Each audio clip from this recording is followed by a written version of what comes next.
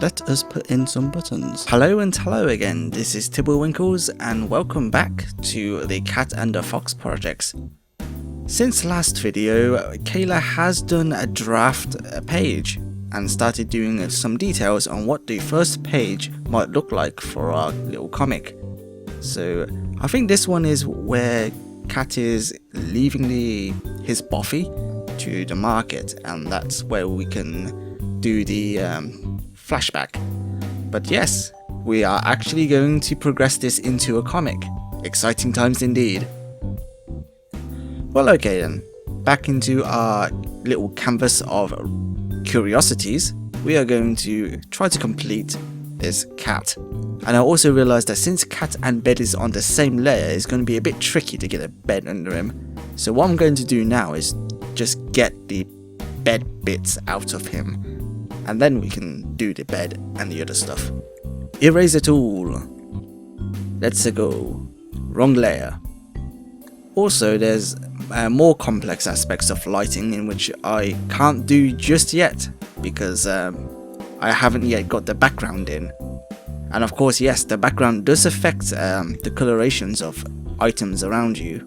And I won't be able to do any of that until I get the background sorted. I don't even know what the background is going to look like. But I do know that since there's a lot of brown, brown I guess would reflect a sort of orangey light, sort of brown orangey light, and that may affect how a cat is going to look. So I'll need to get the background sorted before I get this more complex aspects of colouring in. It's easy in some programs because you get filters and colour channels. Photoshop does that very well. Unfortunately, I'm using black ink. I think also maybe Paint Tool Sci has that, but I'm not too sure. I realise I'm also speaking a bit more fluently this time. Well, what do you guys think? Have I improved? I realise this shoe looks a bit edgy, but I can fix that later. Yeah, there we go, and there's still some bits from... Oh no, don't do that, do not do that. No, I want the eraser, please. There we go, thank you, I got the eraser back. What's this? Oh wait, that's right. I can use this.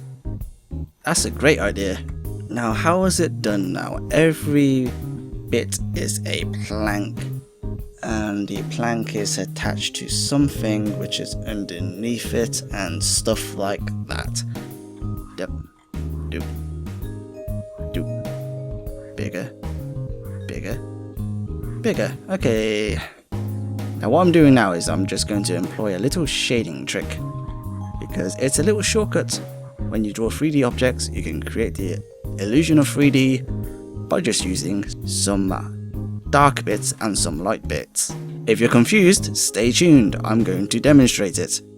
Okay, I'm going to make it easier for my hand by going, let's see, how do you rotate? Push the R button and use that. Yes, I'm learning. Just follow the thing. A bit of wobble is fine because it's wood. You don't need to be like tack sharp and straight with your hand when you're trying to shade wood. In fact, I'm pretty sure it shouldn't be shaped so well. It should have like bigger gaps. Okay, now if we go back into 0%, there we go. Now it seems like they're separate, and because we're using two different tones, it kind of looks like these are planks or some sort of rectangular shape. Shape from the hand is now a bit more acceptable now, so it's just as long as it doesn't go like, yeah, it should be fine. Now, I'm not sure what sort of brightish colour I should be using, but anyway, now if we just zoom in a bit more, and at the very top of these planks, we just go like this. This one line here. Now, just to put some colouring in, just go like this.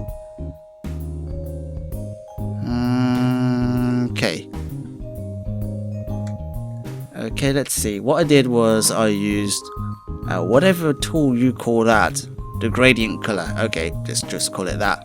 I just used the gradient color so I could sort of switch from the lighter color to the darker color through pen pressure. So what I want is this color in between, which I could use to create the little wood patterns. Not the best way, but it is one way I've sort of figured out during my design course. The funny thing with these sort of design courses is that once you learn these super shortcuts and stuff like that, we don't use it ever again.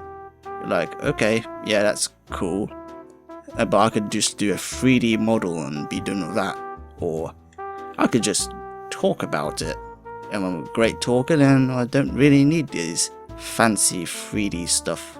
Or if someone's really great at like Adobe Illustrator, they just create a diagram and they be done with it.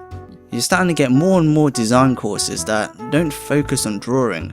I remember going to an open day on one of the universities I was hoping to go to. I wouldn't name it because it would start a flame war and people start defending their own choices, which is fine. Like, design has many facets. I'm not saying one is better than the other.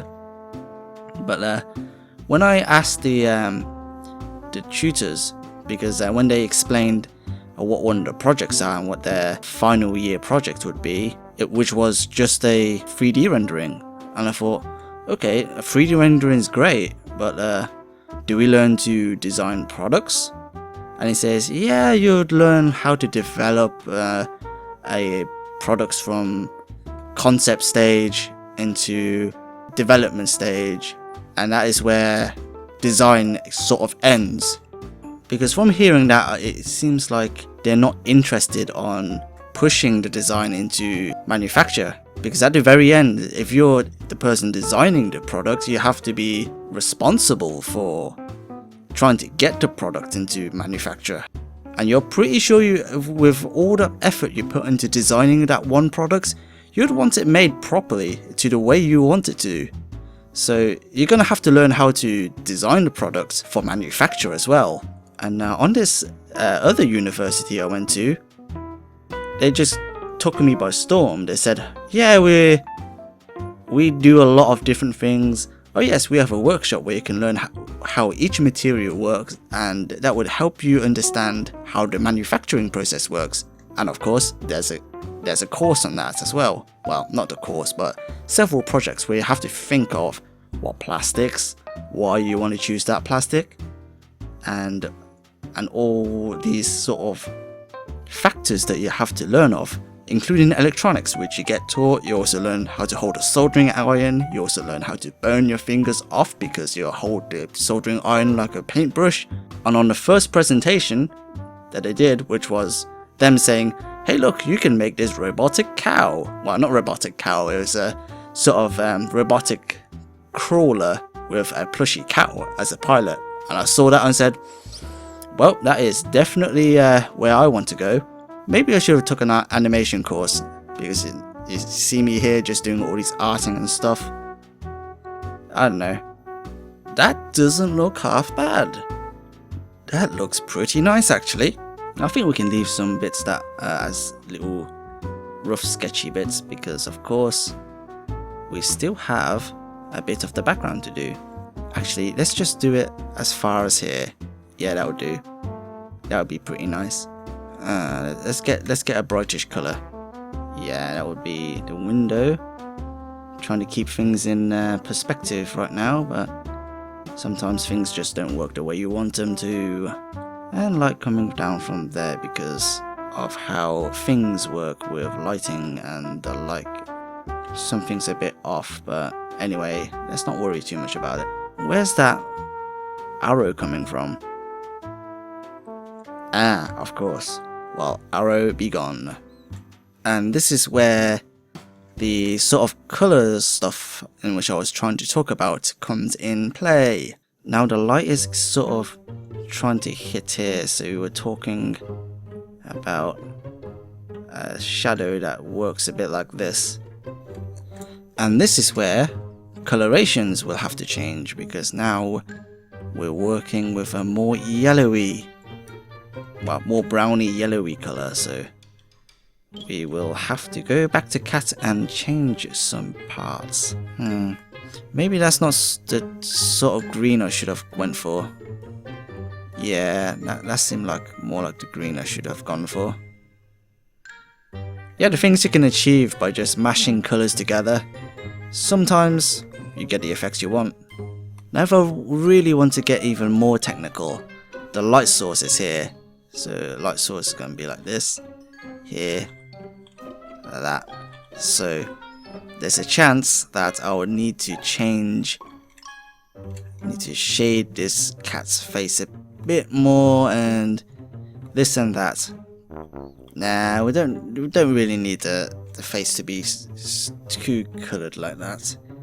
I think what we can do is we can do this. Sort of trick ourselves.